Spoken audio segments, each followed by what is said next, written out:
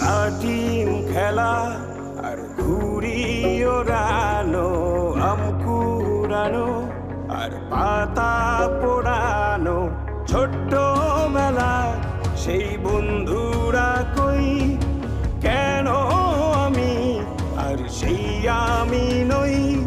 আজ অনেক বছর পরে খুঁজে ফিরি,